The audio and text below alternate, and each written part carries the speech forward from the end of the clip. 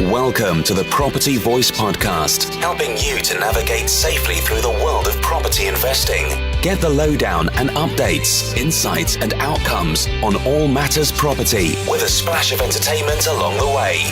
The Property Voice, a voice to trust among the crowd. Now, let's get started with your host, Richard Brown.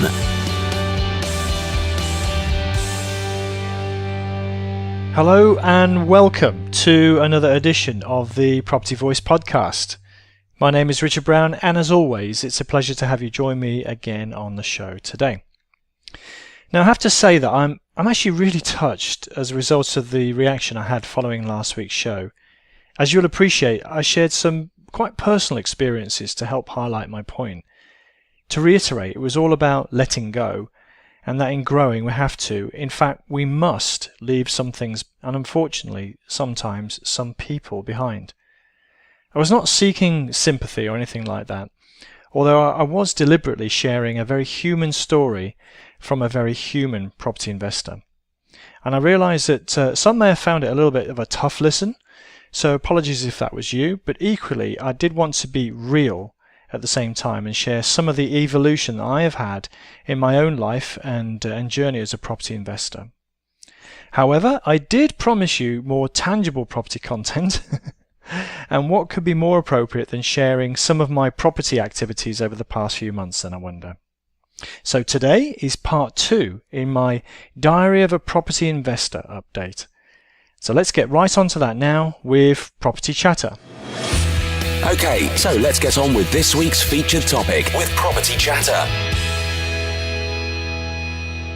Now, I noticed that the last time I shared an update of what I'd been up to was around about 3 months ago, and so I thought I'd repeat the exercise again for you this week.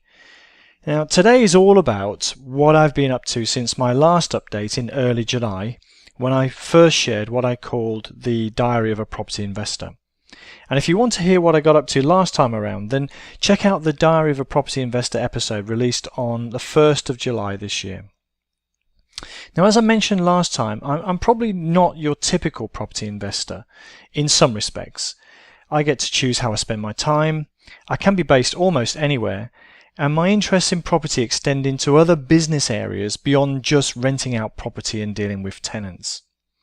Now, last time around, just to remind myself and also you, this is what was occupying most of my time and focus over that first 3 months. Landlord accreditation, an HMO project I was involved in, some training and mentoring, investor joint venture opportunities, and some good old tenant issues. So that was last time out. So what's happened in the last 3 months then? Some same and some different, I think is the headline. So here are the headlines of the last couple of months. So I've appeared as a guest on some property podcasts, some other property podcasts. I've launched iKickstart training program in conjunction with Damien Fogg. I hosted and indeed ran an international property event. Last time out I had some tenant issues. Well, this time out I've had some agent issues, and that's led on to a decision to partially self-manage. I've got more investor joint ventures to talk about, and indeed I even found time for a new lease option deal amongst all that too. So let's go through those a little bit more detail in turn, starting with being a guest on some other property podcasts. Now, over the past couple of months, I was invited to participate on a couple of other property podcasts. So my good friend, obviously, Damien Fogg, who co-hosts with Anna Harper at the Property Investor, they decided to invite me on to have a discussion about learning and development. They know that's a passion of mine, and I think they were quite keen to get my insights, along obviously with their own. And that was quite a good episode, I have to say. And in fact, Damien surprised me with his book list, his reading list. So it's well worth listening just for the postscript of getting Damien's favourite books. So check out that particular episode. And this was followed by an appearance on what is a recently launched podcast called Real World Real Estate. And that's with the delightful Kemi Egan, whose story, by the way, just look up her story. Her story of how she got involved in property investing is just a magical one. So it was a great pleasure to support Kemi and her new podcast. The only thing is my recording, certainly the time that I'm recording this today, hasn't gone live at this yet. I know she at this stage, sorry. I know that she books some of the interviews, and they'll be released over a period of time. So yes, mine hasn't gone live. I hope it will do. Certainly after plugging her podcast on my own podcast, I hope it will do. But I think that's something to look out for as well. And we had a good old chinwag, actually, probably a lot about reading and books. That would seem to be a common theme, in fact. So that was the podcast appearances. I think probably one of the most exciting things that I've been involved in. I think this is a year of firsts, actually, this particular year, 2015. I launched my first book. I launched this podcast, for the first time. And indeed now a new training program, a property training program called iKickstart. And so, as I say, continuing the theme of firsts, iKickstart is a brand new property training program for property investors. And it had a soft launch in September. And it comes courtesy of yours truly, and indeed my co-trainer Damien Fogg. iKickstart is a 30-day fast-track program covering the foundations of property investment in what we like to call the real world of property investment. So it covers topics such as goals and strategy, the property definitions and life cycles, finding new deals and key criteria, teams, networking and communities, the fundamentals of property financing, running the numbers so you can understand what separates a good deal from a bad deal, and indeed ongoing personal development. So it's very foundational. It's been a lot of fun. We've had a lot of great feedback actually from the participants. Some of them have actually got several properties, so it's not just aimed at, or it's not just beneficial, in fact, for brand new or early stage investors. Some of these investors have got half a dozen properties. But as a result of the feedback we've had, and of course we've taken the opportunity to learn and reshape things, we are planning to run another course soon. So if that sounds like your cup of tea, drop me a line, podcast@thepropertyvoice.net, and we can have a chat about it. So the next area really that I found fascinating and really interesting was an international property event in Rio de Janeiro, Brazil. Yes, you did hear that correctly, Rio de Janeiro in Brazil. And that was in August, and I not only attended, but I hosted 2 events on the same day in Rio de Janeiro. In fact, it was a hotel on the beachfront, Copacabana. So rooftop terrace, Copacabana beach, you're probably getting the picture. The first event of the day was aimed at overseas investors looking to collaborate and invest into the UK property market. So that's taking people based in Brazil, whether they're Brazilians or foreign nationals, and looking at supporting their efforts investing into the UK market. And the second event was more of a general networking event. It was aimed at bringing people together with an interest in real estate property generally. So it didn't have to have an international perspective. It wasn't all about investors. There were agents, there were service providers, or a whole bunch of people in the room on that second event. And I have to say, the events were a lot of fun, and they also allowed me to observe some of the more cultural differences between the UK and Brazil firsthand. But as a result of this experience, I've made new friends, contacts, and indeed potential business partners. So I have to say it was a very worthwhile experience to undertake. And by the way, the caipirinhas weren't too bad either. So less of the fun stuff. There has to be a few challenges, doesn't there? Really, and indeed there were. And the next area is all about agent issues, and that led on to a decision to partly self-manage, at least a single property, and indeed maybe some other ones as well. But and if my last update 3 months ago was characterised by tenant issues, then in the past few months has probably been characterised by agent issues, unfortunately. In fact, specifically HMO management issues. So I have some good letting agents who are looking after my single lets, and I don't seem to have too many problems in that respect, but I did seem to have a bunch of issues with this HMO managing agent, unfortunately. In fact, I'm building up quite a story with this particular agent. I'll probably share the full story with you at a later stage. However, just for now, just to whet your appetite, as it were, in the build-up to deciding to take back the management of my own HMO property, I have, the agent managed to get through this little list in the last few months. Things like high tenant turnover and extended void periods, which of course is quite painful and costly. Charges for services that had not taken place. No less than 30 bags of maggot-infested rubbish accumulated at the front of the property. Not responding to a single emergency call to the emergency phone number or email address, and that includes what I would call fairly, decent emergency claims of decent emergencies, such as a fire, a ceiling collapse, and no heating or hot water. So, I was kind of dumbfounded actually by some of this.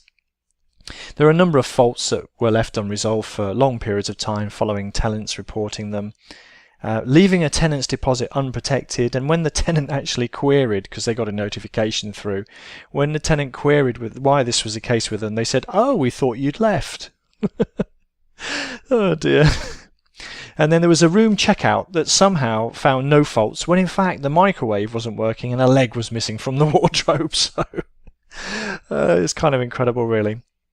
And I guess the sort of final points were relating to them consenting to commercial terms on my behalf, but without my consent, and some poor communication, generally both with me, but also internally amongst themselves, and indeed externally with contractors. So it sounds like I'm sort of having a pop at agents here, and I am a little bit conscious that if you are an agent and you're listening to this, you might be thinking, "Oh, there goes another landlord whinging and moaning."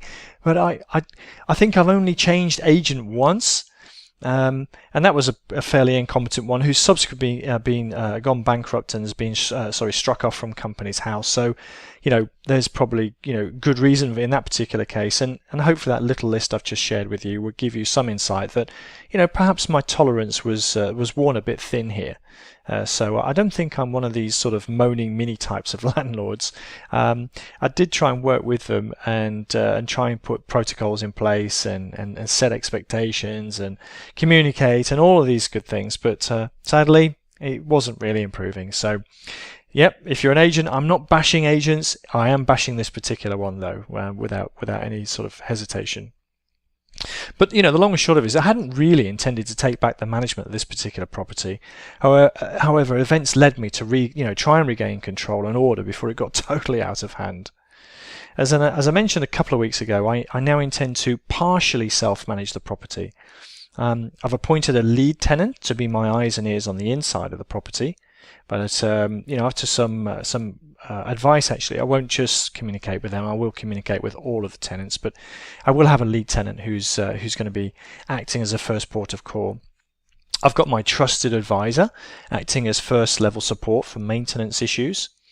I'm going to use local tradespeople to go in and support on the maintenance under the watchful eye of my trusted advisor, and I'm going to use local agents for a tenant find service as well, so to lighten the load, as it were, in that sense. So for me, I plan to beef up my systems and operations to make sure I stay on top of things going forward. And I guess it's been a bit of a tough ride, I have to say, with this particular agent, in all honesty. However, like all things, I see it as an opportunity to grow and develop my business into a new area of systemized insourced outsourcing, as I'm rather catchily terming it now. Probably doesn't make any sense, that, but that's just what I'm going to call it for the moment. But I'll keep you posted as to my progress. But wish me luck.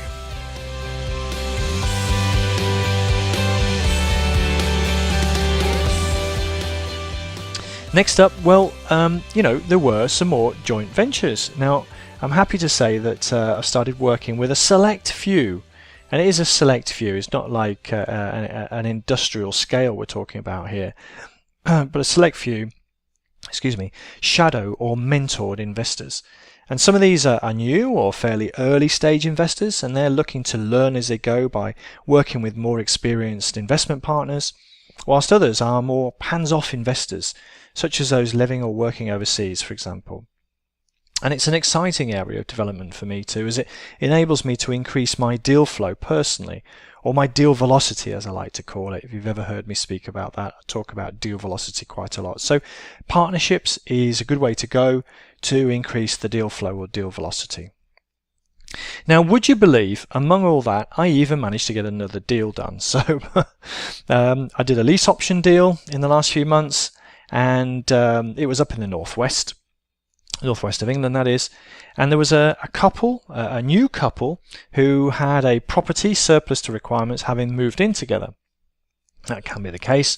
However, they neither wanted to become landlords, but nor did they want to realise a negative equity position on the property that they bought at the top of the market in 2007. And that particular area hasn't seen a full recovery in pricing back to the 2007 peak. So this provided the opportunity for a lease option deal, a solution, if you like, that suits both parties. Now I get to rent or lease the property from them for 7 years, and then I have the option to purchase it at the 2007 figure. So this allows a full 15 years for the price to recover from the top of the market high all the way back up again, if you like. However, the best part of the deal is I will get to generate a net cash flow, and I stress that, a net cash flow of around about £620 per month by converting the property into a small HMO. So this is a property that I control but do not own. Now, there's lots of things to consider with a lease option, including ensuring the vendor is legally represented with a fully binding agreement, that all the necessary permissions are in place with the lenders and the insurers and that sort of thing, and that the numbers stack up under scrutiny, including some significant stress testing. So my cash outlay in this particular transaction is going to be at most £10,000, and that includes a sourcing fee and some minor works, refurbishment works, and some repair works that need to be undertaken. And all in all, the full investment of £10,000 will be paid back within 16 months. So I can tell you, I would do plenty of deals like this one, I have to say, with a fair degree of confidence. So if you've got any more, let me know. I'd probably be interested in talking to you. So there you go, the latest update from the diary of a property investor over the past 3 months at least. And as always, there's some highs and some lows. Some I wish I didn't have to issues, and some I wish everything was like this one's too. And if you didn't get it last time, life as a property investor can be a little bit of a roller coaster. However, as the old adage goes, nothing worth having ever comes easy. And I see all of these events and experiences, whether good, bad or indifferent, as a part of the rich tapestry that makes property investing so interesting, challenging and fun to be involved with too. Now, I hope you enjoyed the share this week. I hope to share another update in the Diary of a Property Investor, perhaps in another 3 months or so, providing I have some interesting or at least eventful things to share with you, of course. And given what's happened in the past 6 months, I don't think I'll be short of a thing or two to share. Meanwhile, I have seriously been busy recording a couple of interviews with some subject matter experts to support Series 2. And that should be ready to release either next week or the week after at the latest. So there really isn't that long at all now to wait. But as always, if you want to talk to me about anything in today's show, please email me, podcast@thepropertyvoice.net. Alternatively, you can post in the podcast, sorry, not the podcast, the Property Voice Facebook group, if I can get my teeth in order, or check out the show notes at thepropertyvoice.net.